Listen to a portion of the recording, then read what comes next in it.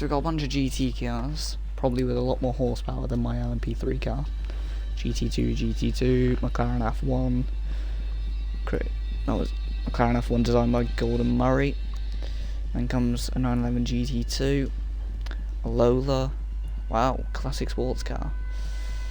2023 Porsche GT3, 2019 Elemental. Is that a Lotus? Not too sure. P1 GTR, a lot of power in that thing. That will help in the straights.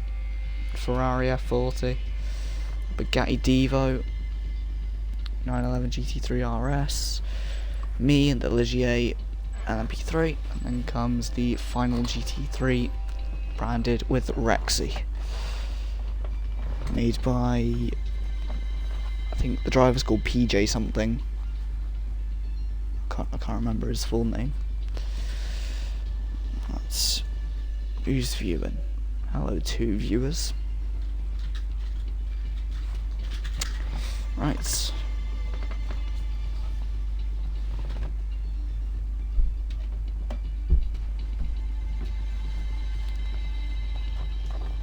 So, feature multiplayer, 305 BST at the Nürburgring, standing start in an LMP3 car with R-rated cars in Forza Motorsport. Go, go, go. Had a pretty decent start. The horsepower not really doing us any favours. We all seem to have a lot of horsepower down the straight, spin the corners. We seem to have the biggest of advantages in terms of grip. Just got to pick our way through it. The only thing, the lack of power makes it very nice to drive, but not very quick or competitive. As there's a car big off in turn 3, or turn 4 rather. Turn 5 into the hairpin banking. Look how much he's having to slow in this corner. Oh, bit of contact, my bad. He's going to get me again into the Schumacher S. Oh, get caught out by how slow these guys are having to go in the corners. It's not their fault due to the amount of power and straight line speed they have. They're struggling in the corners, as you can see, compared to this LMP3 that has a lot of downforce, a lot of grip in the corners. I should probably downgrade one of my LMP2s into R-rated territory, as that would help a lot. I'd have more power, but still a similar amount of downforce. We have a Bugatti Devo behind us, who's probably going to make a move into the chicane. We just about kept ahead of him. We're actually going to try and move on the P1. We've ran into him. That's completely my fault. We have managed to move around the outside of the transition into the North Circuit. And that's a big spin there for one of the GT3s. So I think the most modern car in the Porsche 911 range in this game. Into the S's. First set of S's of Rexy's round, a number 77. We're in the number 11 if I'm not mistaken. I'll check, I'll show in a minute. That's the McLaren F1 designed by Gordon Murray, the F1 GT. Can't even see what the number is. We'll have to wait till the Grand Prix version of the layout in order to determine what the number is on this car. But I'm pretty sure it's the number 11 that's on this car. There's a couple cars behind us that I think are going to fly by heading into Arenberg, which is the next hairpin. I think we'll be able to take this flat, but yeah, completely flat out around here. I think we're going to gain a lot of time in this North Circuit, at least the early part of it. As I think we're heading into the place where this car shines compared to the rest, as there's dust being kicked up by the cars ahead, heading into the foxhole.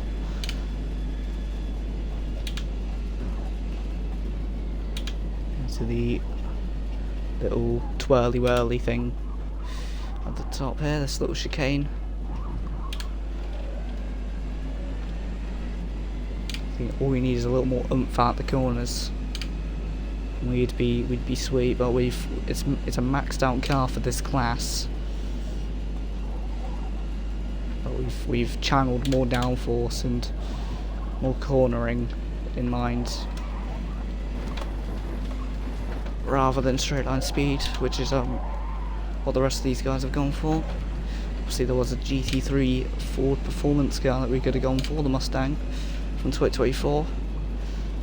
Due to not feeling as confident as I do in this car, and also due to the fact that someone very close to me is branded on the car.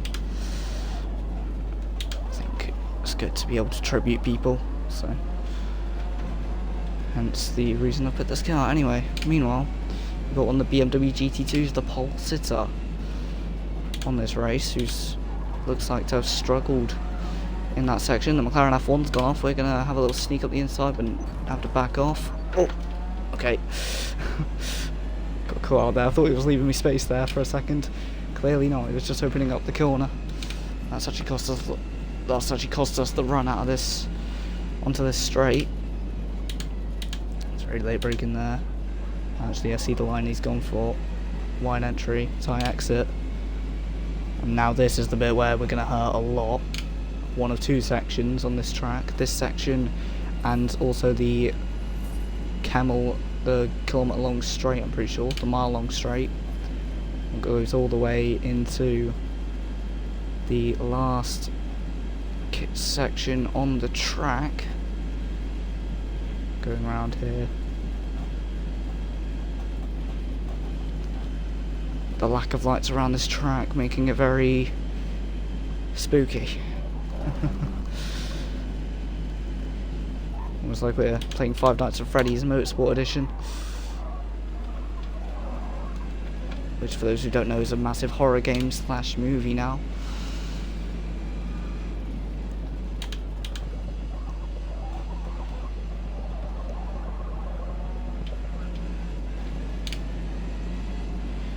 Again, the amount we catch up in these corners, but then we just lose so much in the straights due to lack of power, and also the amount of drag on this car with the aerodynamics.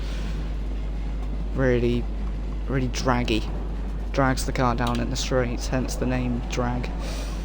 But in this section we're going to gain a lot. We just need to have the right opportunity to pass these two. Look at the BMW backing up the McLaren. We've gone off in a section where we really didn't need to. And now we're going to lose time to the KY BRD dragster.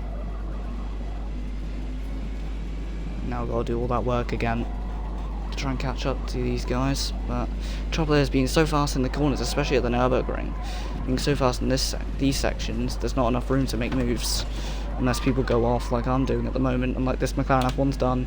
We've not been able to capitalise due to our own mistake. And the BMW though, really backing up the McLaren F1. That's going to be so frustrating for him. But the thing is, they're penalty stricken as well, which is not going to help them, but it's going to really help us if we keep it in a straight line, which we've somehow done with a miraculous save. Going left, right, twitching.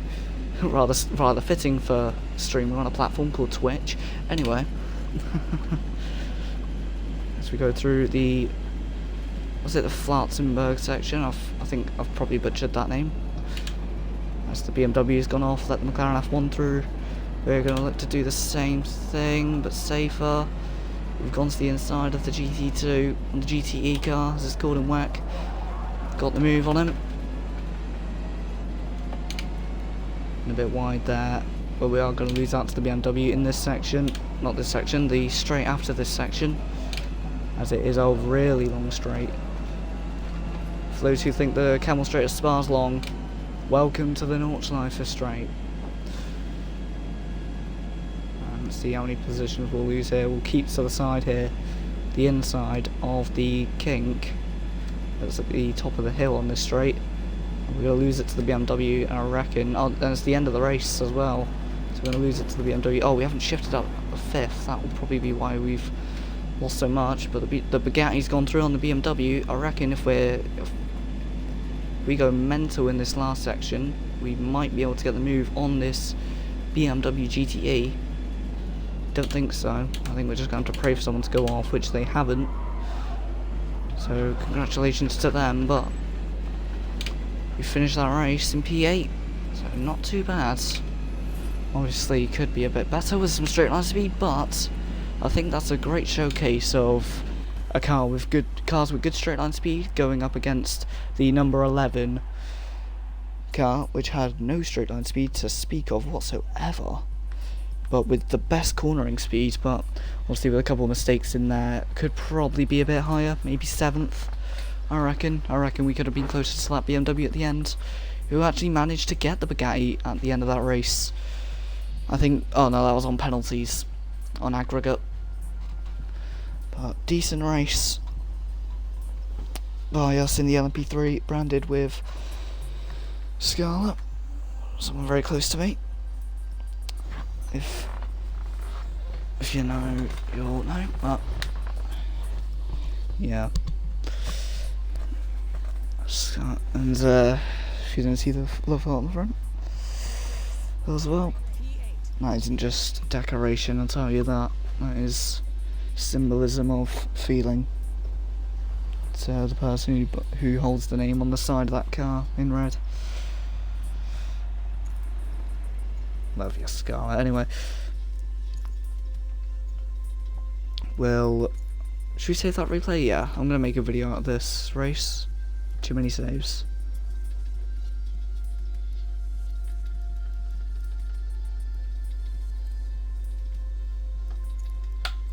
Not that one. This one. Because this one is funny. I like to remember that one. Anyway, I'm gonna save that race. There's also another race that I'll commentate on in another record. Actually, I can just do it in the stream, can't I?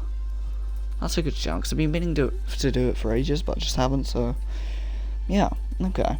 So, obviously this being a Twitch stream, but me making YouTube videos at my Twitch streams also being a thing. I think it's saved. I hope it's saved. I don't think it's saved. Might not have. Hey ho. Anyway. Even so, I've got it on stream, but yeah, that's a good idea. Right. Right, I'm going to introduce the video. 3, 2, 1. Hello. Welcome to. Actually, no, I'll introduce it as the race is starting. So, oh no, it did save. Nice. Okay. So actually, it'll make sense if I get the. No, I get the race that I just did first. So then I don't have to keep going back and forth too far. So I can do that, and then I can get some of the other races and commentate on them. So as we see at the start here, everyone getting such a good start, with the horsepowers being a lot bigger than us in the LMP3 car, the Scarlet branded 11 car, of us in a Ligier LMP3, the Euro International car, which is normally branded with the number 11 in the European Le Mans series and in the 2016 Le Mans 24 Hours, but in here it's just branded with my loved one's name.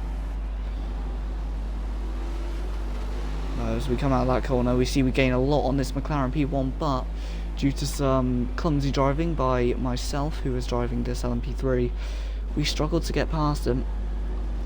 As we see, we go around this corner, and on the exit here we go past, but we have a little bit of contact with the McLaren, who's a bit skirmish after having to avoid that Porsche, but into the Schumacher S, gets just about ahead of us. We make more contact through the Schumacher S, and then going back up the hill into the next left-right section, similar to the Schumacher S, but slower, which will prioritise our car with more downforce. So we'll hopefully get a nice run out of here, providing the horsepower holds up for us, but it doesn't at the moment. But we are going to be able to get him into the next section, transitioning into the north section. Meanwhile, the Bugatti Diva behind, really on a rampage in the straights, but not being able to hold his own in the corners under braking. It's us in the LMP3 who makes even more contact with the McLaren P1, the white McLaren P1 car, who we go round the outside of on the transition corner from the south Nürburgring circuit to the north Nordschleife circuit. That's one of the Porsche 911 GT3s in the wall that you just saw. It's going down the hill here. In the darkness of the Nordschleife. The three as Rexy goes round, and I think that was the Bugatti Devo who went in the wall there. Now our next target, the McLaren F1, the man who we would be behind for most of this race up to the end of it. And as we see, coming out of that corner, heading up into what used to be the Flugplatz, but is now under a different name that I cannot recall at the moment due to lack of memory. Just see this car, which sounds decent. Very girthy car in terms of sound. Very deep sounding car. Just sounds like a Cadillac but turned to half volume. So we're able to take this corner flat due to the amount of downforce on this car, which holds us back in the straights though, but we take these corners a lot more comfortably than everyone else.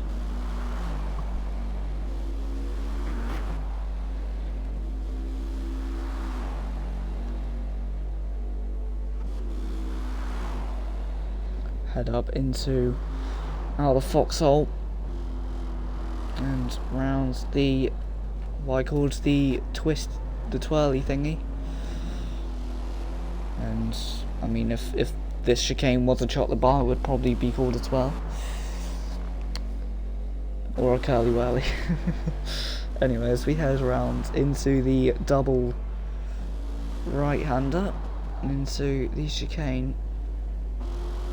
Very fast flowing section here, which really prioritises our car, which loves the corners.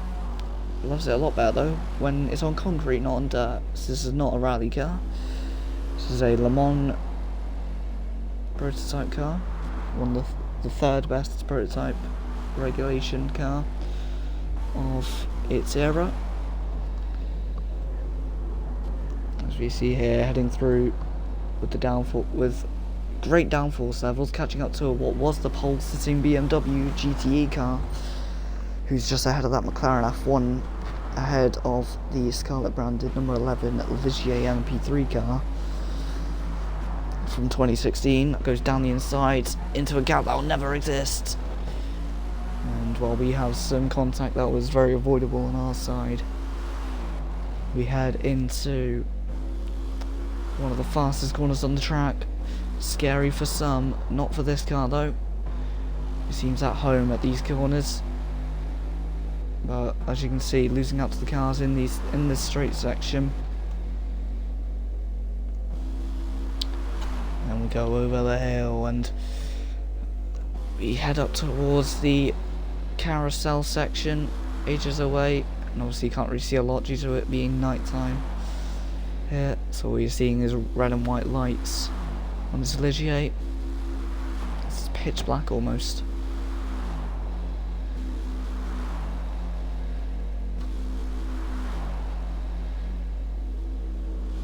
Seems like very much the same thing at the moment in terms of sound, just hearing something go meow.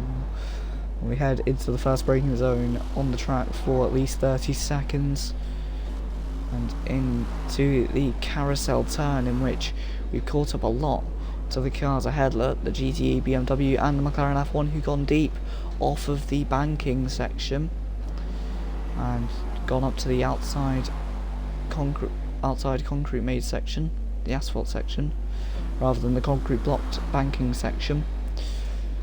And while we head up into the top of the track, now back down to the start finish line through this very technical section. As we have a mistake here on the exit of a part of the Estes here, which loses us a lot of time that we probably couldn't afford to lose. And had it not been for that mistake, we would have probably been able to be a lot closer to being P7 or P6 rather than just being the P8 that we ended up being accustomed to as well. That mistake didn't help as well, going off piste on a lot of sections of track at this point. We head into out of the auto reduction camera angle place. And then we go have a massive oversteer section. Should we get a replay of that? I think we should, because that was absolutely scary. Going left, right, waiting for the car to break traction and somehow keeping a hold of the reins of the horse. More like a wild... Don't know if there's a... Oh, there isn't a point of interest section. But we will have to get some points of interest. As you can see here, we'll go on the section here, so you can see the two cars in front, the McLaren F1 and the BMW GTE. I'm trying to count how many that was, but I lost track of how many points to the side that was. But that was Formula Drift territory if I've ever seen it.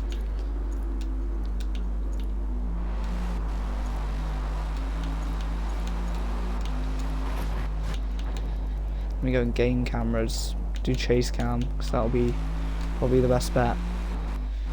Let's go in slow-mo here, so we get onto the curb here, and that really unsettles the car. We even pick up a bit of grass.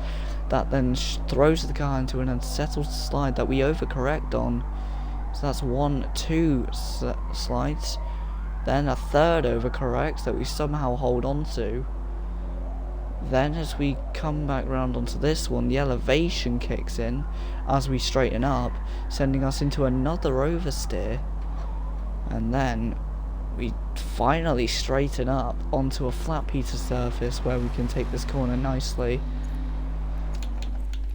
As we go back to the replay cameras and over the hill and into the Flatzenberg section. If I'm not mistaken, that's the name of this little left-right section. And up around the S's here to the top of the hill. And then into the second carousel where we overtake the BMW GTE car on the inside of the second carousel with a nice move there. Move as nice as the person branded in red on the side of the car. But then we come out of this corner, and this is where this is the section of the track that we didn't need a massive long straight, where this car's weakness really becomes apparent compared to the other rivals on track, as you see the GTE car catching up and passing us. And then we see the Bugatti Divo in the background that comes flying past with absolute no mercy at all. There goes 1, there goes 2, there goes 3. We go under the Bilstein Bridge and into the final section on the track where the BMW GTE caught up to the Bugatti Divo and passed it on this last charge to... Oh no, he didn't pass it, he got him on penalties. And then we go up to the line in P8 just outside the penalty window for Bugatti Divo. And they will go over the line after that incredible race at the Nürburgring.